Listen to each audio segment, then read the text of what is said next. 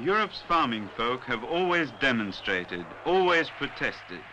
They used to be against the government, they still are, but government is becoming less and less national, more and more European, and demonstrations are directed more and more frequently against the agricultural policy of the European Economic Community.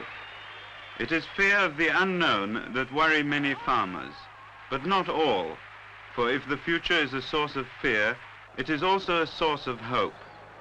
What does the farmer expect from the future European market?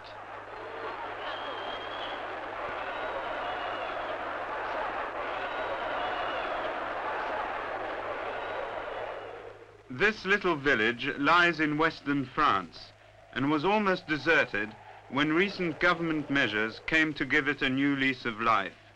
Vineyards and stock raising are the principal sources of income.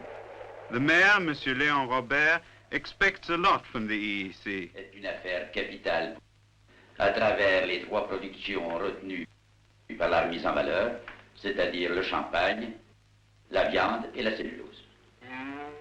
Mr. Anners has a dairy herd in North Holland.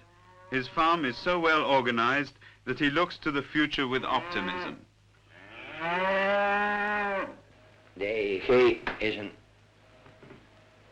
noodzakelijk gebeuren in de grote ontwikkeling van de wereld, waar grote eenheden zich aan insluiten. Anybody in Germany who specializes in pig rearing needs cheap fodder. This is what Kurt Matten in the Palatinate demands of the EEC. Der Holländer tut wesentlich billiger produzieren, da die Futtergrundlage bei ihm günstiger ist. Aber das wird in Zukunft ein Problem der EWG sein. Auch für uns eine bessere und billige Grundlage, Futtergrundlage zu schaffen. Livestock, vegetables and fruit growing give Signor Marangoni his living in a region of the Po Delta recently brought under cultivation. He thinks the common market is a blessing. Mr. Maurice lives in Brussels. We have been growing hothouse grapes for decades, but because of new measures by the EEC, cheaper grapes from the south are now coming into Belgium without restriction. Maurice fears the EEC. The farmers then are hopeful, but they are at the same time worried, suspicious and apprehensive. All this is understandable. Agriculture is not everywhere equipped for its new task. It is not everywhere sufficiently adapted to the modern economic world. These difficulties often have their roots in the past, while the European Economic Community represents the future. But what in fact is agriculture in the European Economic Community?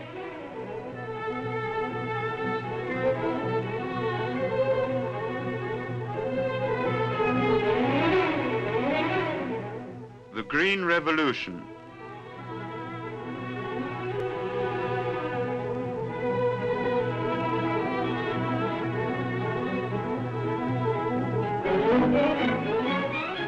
The EEC covers a territory stretching from Flensburg to Palermo and from Brest to Venice. A territory with many natural divisions and sharp differences in topography, climate and soil. There are three main topographical divisions.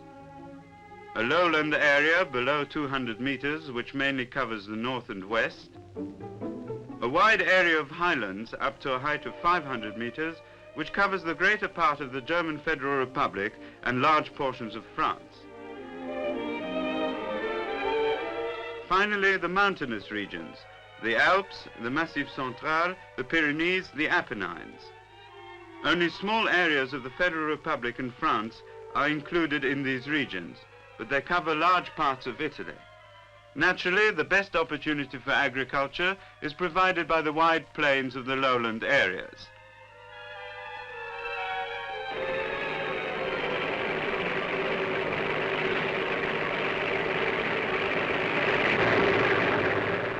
In the highlands and the mountain areas, on the other hand, the very steep slopes are an obstacle to agriculture, especially to arable farming. Similar differences are found in the climate.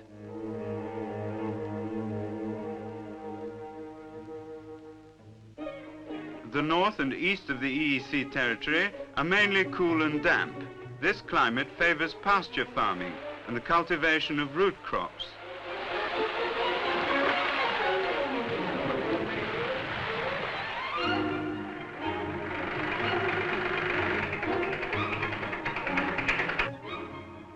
The warmer south, on the other hand, favors olive trees, vines, citrus fruit, and tobacco.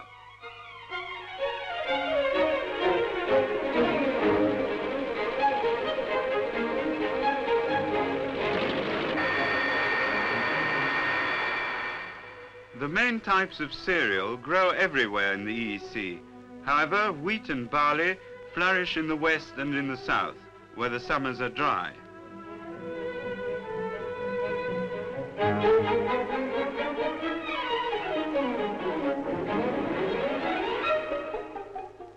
The Paris Basin in particular, with its rich soil and dry summers, is favored by nature for cereals production.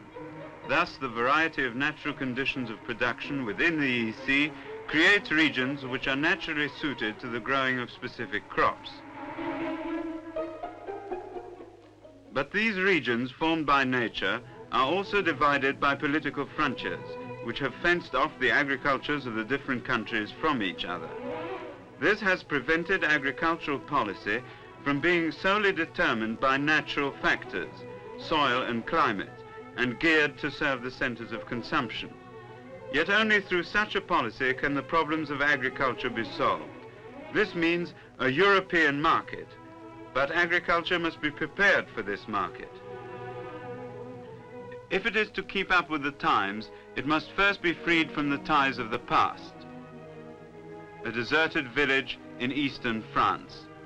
100 years ago, 600 people lived here. Today, there are no more than 60. France has many villages like this. The inhabitants have fled to the town, abandoning the land which could no longer offer them a living.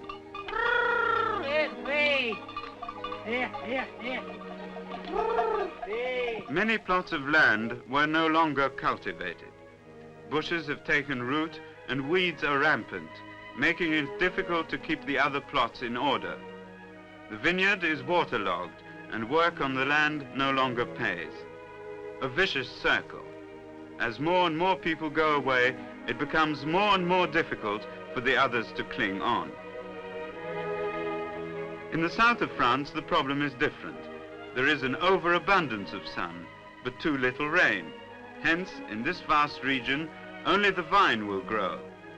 Concentration on one crop, however, has its dangers. A bad harvest means hard times for whole provinces. Bumper harvests mean poor prices. Another heritage of the past here in Brittany, in western France, the splitting up of the land into smaller and smaller holdings. But this is not only a French problem. Everywhere in Europe, it is becoming urgently necessary to place land tenure on a sound footing. We have the same trouble in Germany. The Rhine, the Lorelei, and the medieval castles are charming for tourists. But for the inhabitants of these villages, who have to cultivate the land, romanticism has its ugly side. 3 farms in this minute area share a single farmyard.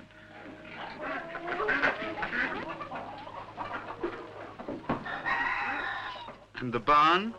In bygone centuries, the village was raised by 3 great fires. So, to safeguard their barns against fire, the inhabitants began to build them outside the village. But this wasted a lot of time.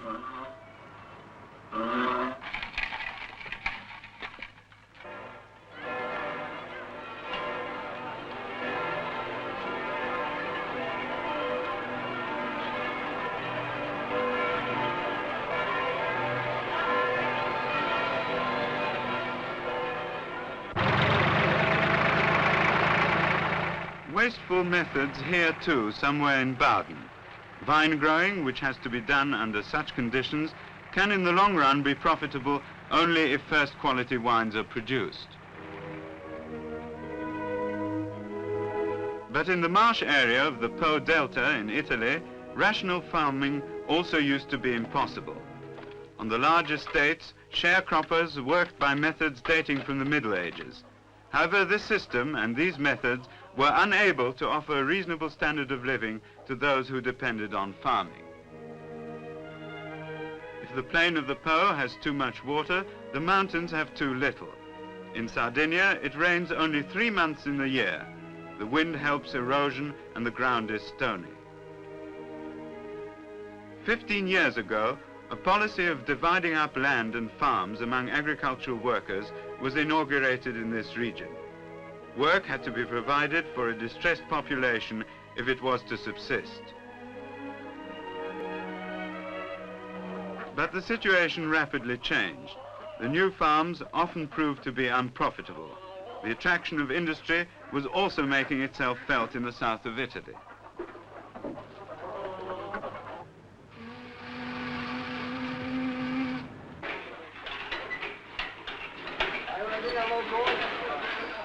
In Italy, one family leaves the land every 3 minutes, and this has been going on for years.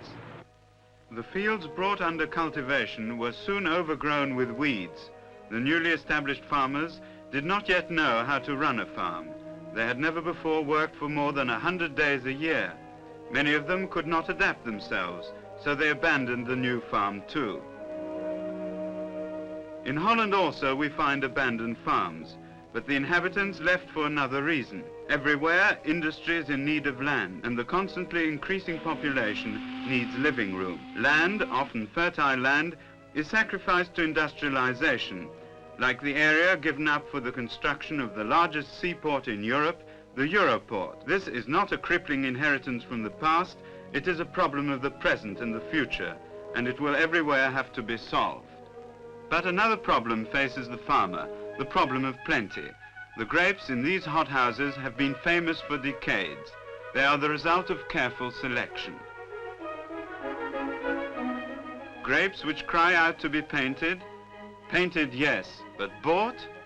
In 1962, when the new EEC regulations enabled best quality Italian and French grapes to cross the Belgian frontier without restriction, prices plummeted. Belgian grapes could only be sold at a loss. This is not surprising. To ripen a pound of grapes in a hothouse takes 20 pounds of coal, but the sun in the south is free. The Belgian growers still have good prospects if they bring their grapes to market at a time when the sun is too weak to ripen grapes even in the south. The question is, how much and what will sell, and when, and where should it be grown? These problems arise everywhere. Whenever the basic conditions for rational economic activity have to be established, as here in Western France, we come up against the questions of the market and of sales prospects. The brushwood was cleared away and new vineyards planted, and farmers are already beginning to come back to the commune which was dying out.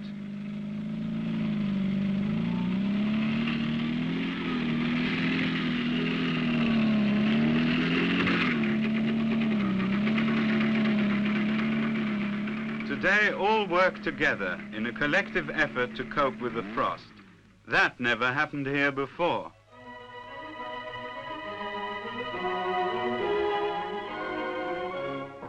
Here, only wine for making champagne is produced.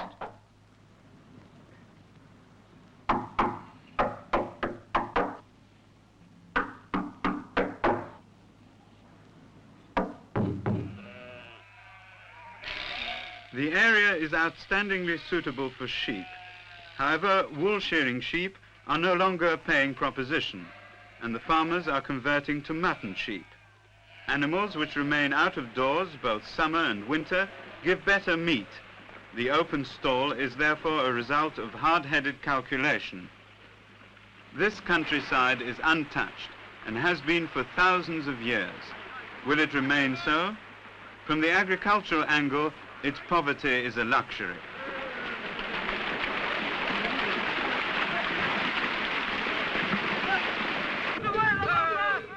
France can only afford such national parks because in other places it is carrying out colossal development projects.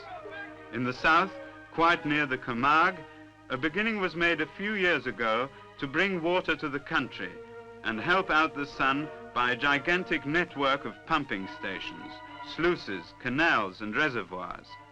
In the end, 600,000 people will benefit from this project.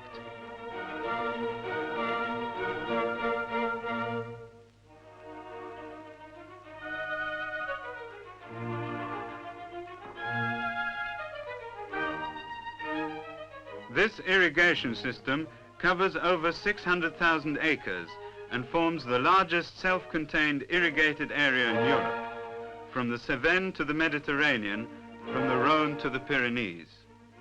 The water is pumped from the Rhone and from smaller rivers in the south of France, which until now served no better purpose than adding water to the sea.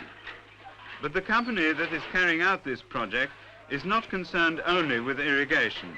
It performs crop and soil experiments, builds navigable canals, roads and farms, and extends the communications network. Where there was formerly uncultivated land, or where only the vine could grow, there are today many crops chosen to meet the needs of the consumer. Fruit and vegetables predominate. Modern planning has made possible a modern economy. This modern planning calls for new farmers to run the new farms. Monsieur Nicolas, back from Algeria, bought the land and the new farm from the company. With 2 men, he farms 100 acres, of which some 20 are under vegetables. But he considers it all from a strictly business standpoint.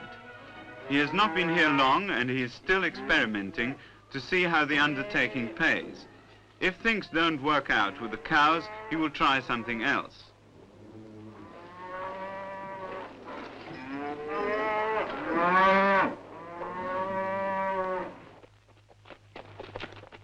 Herr Faller lives in the Black Forest, is an old hand at farming, but has a modern outlook. He was bold enough to think differently from the way people have thought here for centuries. He used mainly to cultivate cereals. Now he's concentrating on seed potatoes and raising piglets. Cereals grown at this altitude cannot compete on the European market. On the other hand, the climate is particularly good for seed potatoes, since parasites do not thrive here. Herr Faller, alone on his farm, has been able to manage.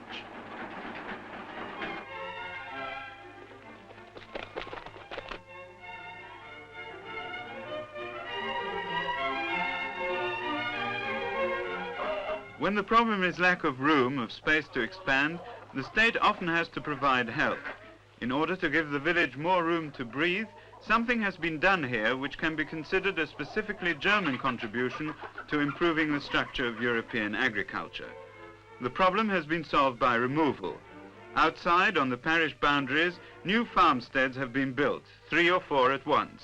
The man who formerly had to farm laboriously more than 150 plots scattered all over the place is now the owner of a single, more extensive piece of land and of a modern farmstead. The state subsidized the moves, but it was the farmers who had to face up to the new situation, to contribute their own financial resources and their own labor. This did not suit everyone. The older people often had other ideas. Old trees do not take kindly to replanting. Ich werde schon 73 Jahre alt und da gefällt es einem doch am besten, wo man immer gelebt hat, nicht wahr? Nicht?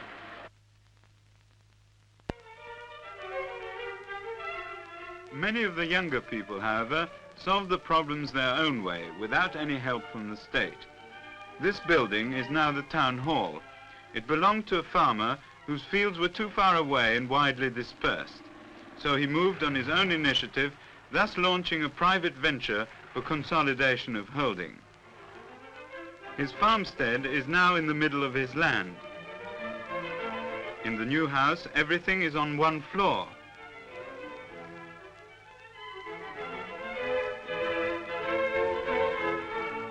And although the farmer's wife copes with the house and garden unaided, she has what she hardly ever had before, time for her children.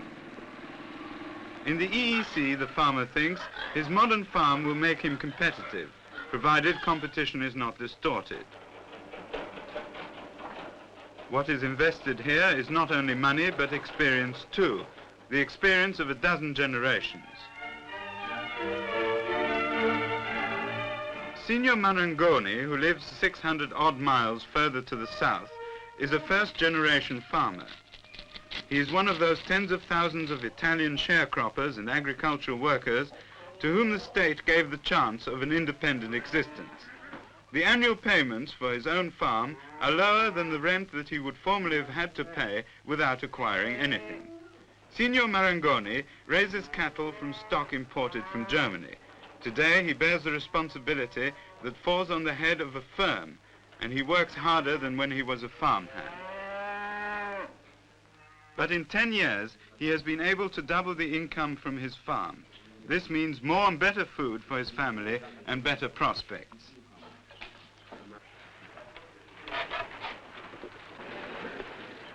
The development of this farm reflects that of the whole area.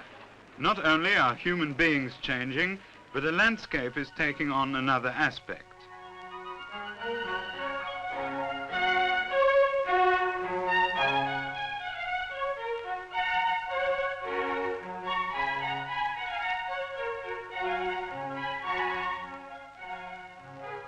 However, it often seems easier to develop the land than to develop human beings.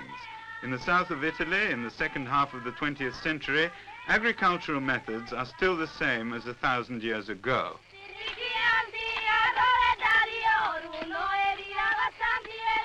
Here, training and education are the most pressing needs if the income of the farmers is to be increased.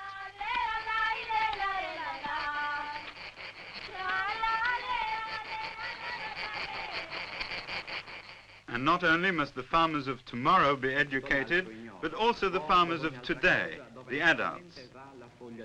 The experimental farm of the company, responsible for agricultural improvements in Sardinia, provides demonstrations of up-to-date methods of production, adapted to suit local conditions.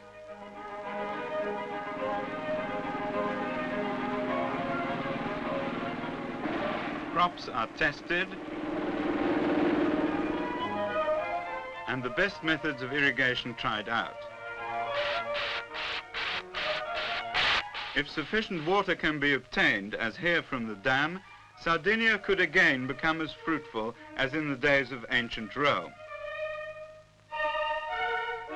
True, there is the wind, which often blows at more than 50 miles an hour, but it is possible to protect the fields against wind, and if necessary, each individual orange tree can be protected.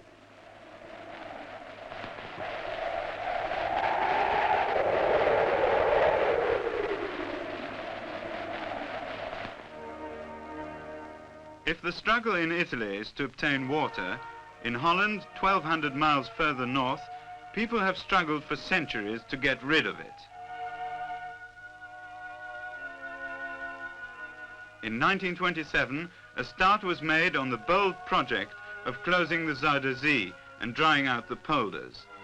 This is a gigantic undertaking involving over 500,000 acres of land, or 1/10 of the cultivable area of the Netherlands. Today, the reclaimed land is not only used for agriculture, but also for providing more homes by the creation of new towns. It is also used for rest centers and industry. It will provide land for 11,000 small farmers, first and foremost for those whose farms have been absorbed by industry and by construction of the Europort. It will also provide scope for the vast streamlined programs of modern agriculture. It is, however, possible to introduce planned production on an older farm. Our example, Mr. Anema's older farm, has not been specially chosen as a model farm. 80 years ago, there were half as many cows on it as now, but twice as many hands were needed. Today, the whole farm of about 75 acres can be looked after comfortably by 3 people.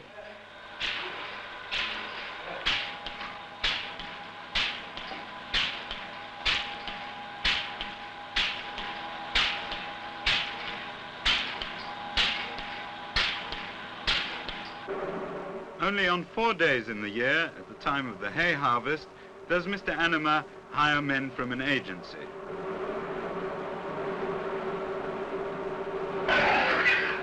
In the summer, when the cows are out to graze, the cowshed is used as a place for fattening pigs.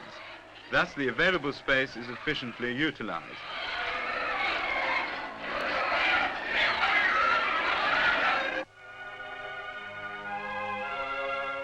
Although the farm is run at maximum profitability, the work is so shared that the three hands have adequate free time in the evening.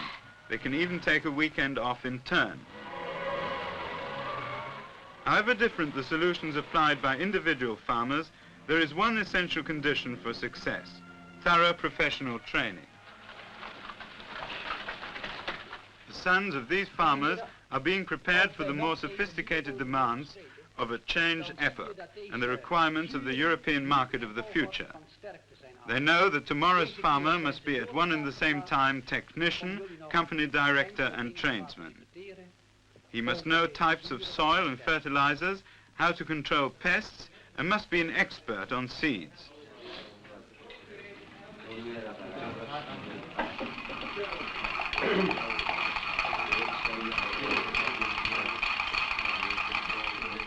It is not only in the reclaimed areas of the Dutch polders that he must be able to make judicious use of the growing number of machines, without which he cannot streamline his production.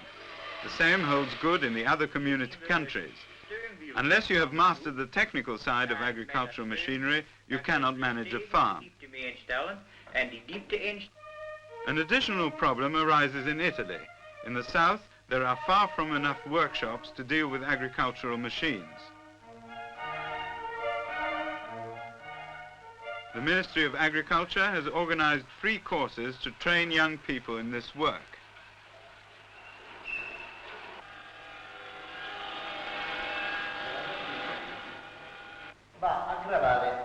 After 4 years of study, these students will be able to open a repair shop of their own for agricultural machines. In Germany, there are different problems. Here too, the farmer himself must be a technician. And everywhere in Europe, there is no better investment for future farmers than to attend schools of agriculture.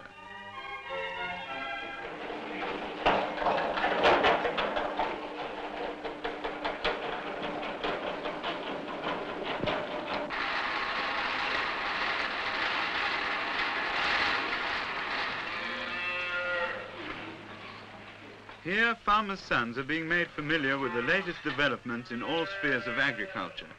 But this is not all. Along with specialist knowledge, they receive instruction in farm organization, agricultural policy, and particularly marketing. For the farmer must follow the changing tastes of the consumer.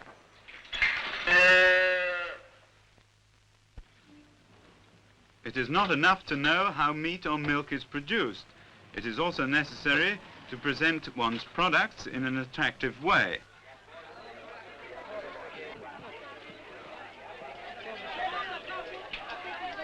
If buying is made easier, more people will buy. Whoever wants to achieve greater sales and offer his goods to the best advantage must rationalize his marketing. This sort of thing has long been out of date. With 3 fowls and a few heads of lettuce, the whole family goes to market. A pretty pastoral scene, but a wasteful one. And however picturesque this market may appear, it belongs to yesterday.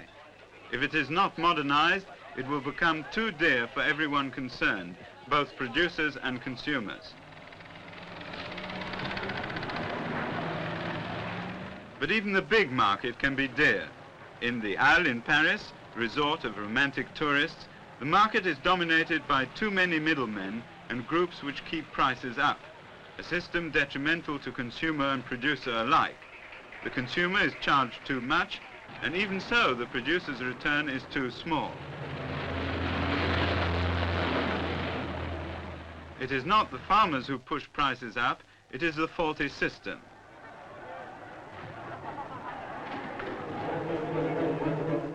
France is about to change this system.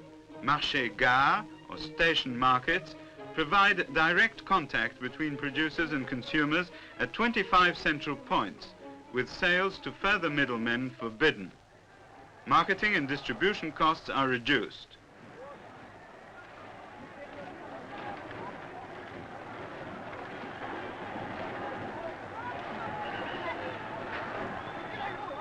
In Holland, a special system has been evolved to cover relations with dealers. What we see in this picture is a Dutch auction, or auction in reverse. For the load on the barge being sold here, the auctioneer gradually lowers his price till a buyer makes his bid by pressing a button. The indicator stops at the price named, and that is binding.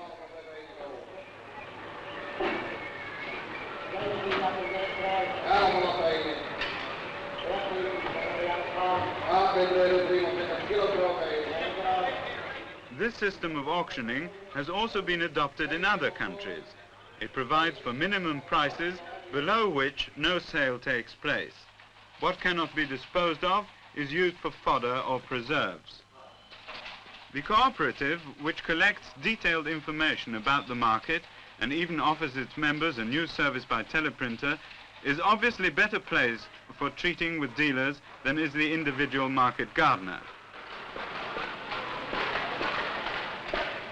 The goods sold for export at the auction are immediately packed in attractive style.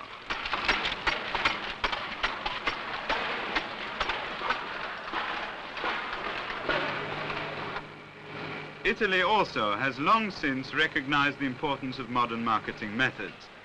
This cooperative factory processes the output of the new holdings in the Po Delta. It is supplied with peas by 150 enterprises to whom minimum prices are guaranteed. The area is a long way from the centers of consumption, so the produce has to be processed. This poultry slaughterhouse in Belgium is a private concern, but works on a similar system. Every day, 10,000 chickens of the same breed, reared in the same way by 300 producers, are delivered in accordance with firm contracts. The market is thus guaranteed a standard product, and the producers have guaranteed sales. Exports account for 60% of total output.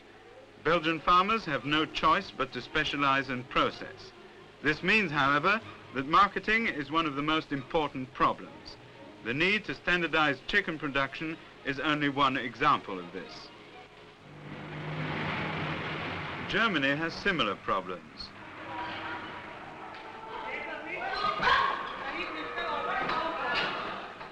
This cooperative slaughterhouse in Lübeck, for instance, supplies meat to the Ruhr area, one of the greatest consumer centers in Europe.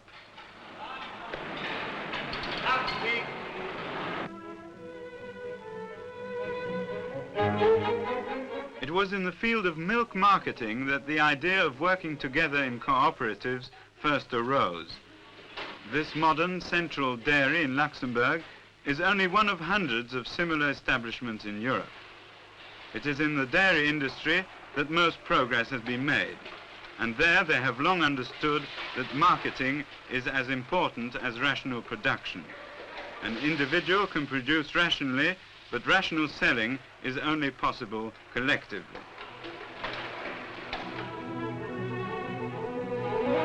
Whoever wishes to sell must advertise. Whoever wishes to win today's customers must woo them with today's methods.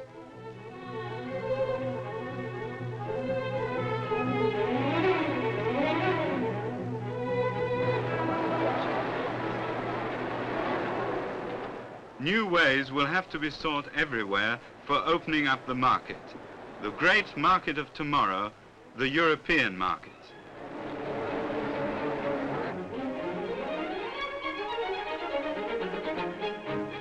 By the historic decision of the Common Markets Council of Ministers on the 15th of December 1964, this European market has now become a reality for agriculture. The countries united in the EEC have decided to create jointly what they can no longer create individually: a healthy agriculture in a modern European economy.